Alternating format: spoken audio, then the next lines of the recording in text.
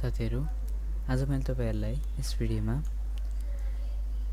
Character क्रिएटरमा कुनै पनि character बनाइसकेपछि त्यो क्यारेक्टरलाई सनग्लासेस यदि तपाईहरुले मायामा सनग्लासेस बनाउनु भएको छ भने त्यो सनग्लासेसलाई क्यारेक्टर क्रिएटरको क्यारेक्टरमा युज कसरी गर्ने भन्ने कुरा सिकाउने छु। त्यसको लागि सुरुमा क्यारेक्टर क्रिएटरमा गएर यसको यो क्यारेक्टरलाई मैले टिपोजमा राख्छु र फाइलमा गएर export OBJ character with current pose मैले यसलाई एक्सपोर्ट गर्छु। यहाँ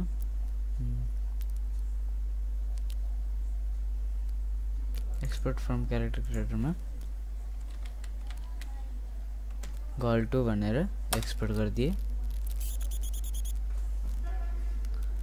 र यो माया ओपन गर्छु। अब त्यसपछि मायामा इम्पोर्ट गर्छु गर्ल टुलाई। गर्ल टु ओपन भइसक्यो।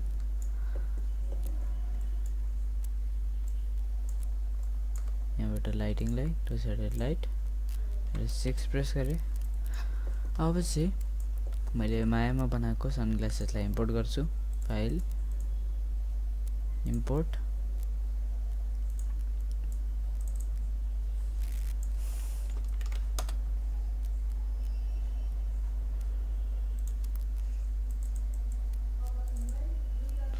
सनग्लासेसलाई इम्पोर्ट गरे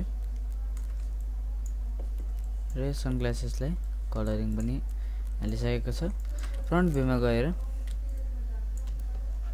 गएर यसलाई स्केल गर्छु ठेक्का साइजको, मुभ गर्छु स्ट्रेट माथि।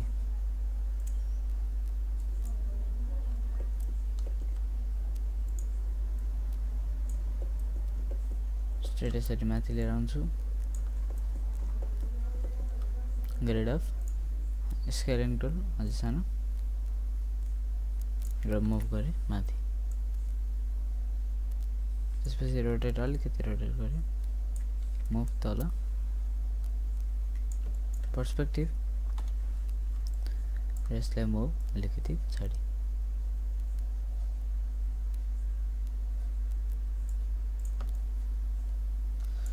यसरी एडजस्ट गरिसकेपछि यसलाई राइट क्लिक र इन्भर्ट सिलेक्सन, त्यसलाई जुन अब्जेक्ट हामीले सिलेक्ट गरेको थियौ त्यसलाई ब्याक अरु सबैलाई सिलेक्ट गर्छु र त्यसलाई डिलिट गरिदिन्छु। त्यसपछि यो सनग्लासेसलाई मात्र select, file export selection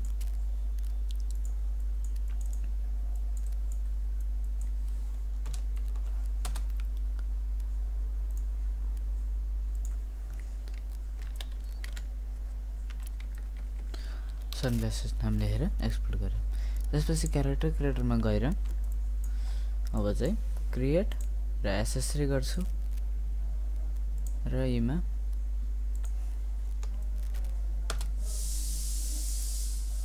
सनग्लासेसलाई import गरे।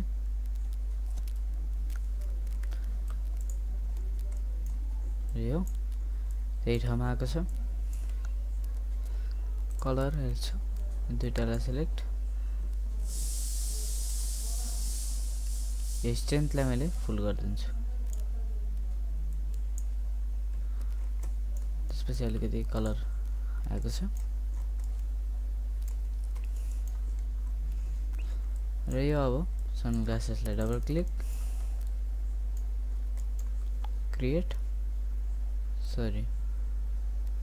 मोडिफाई ट्याबमा गएर एट्रिब्युट्समा गएर ट्रान्सफर्म स्किन वेट र यहाँबाट यसलाई अदर्स राखेर एप्लाई गरिदिए र क्लोज। त्यसपछि यसलाई अरु मोसन हालेर हेर्छु, फिमेल मोसन राम्रै गएको छ।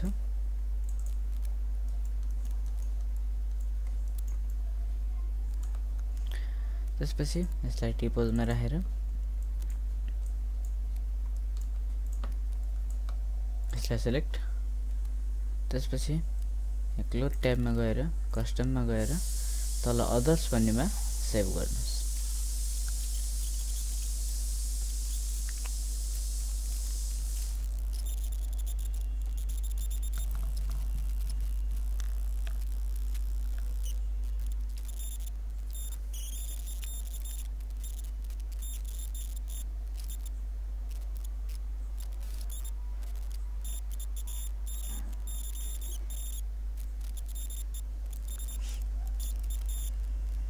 र अब यो सेभ भइसकेपछि यसलाई रिनेम गर्नुस् सनग्लासेस नाम लेखेर सेभ गरिदियो। त्यसपछि अब यसलाई तपाईहरुले जुन क्यारेक्टरमा पनि युज गर्न सक्नुहुन्छ।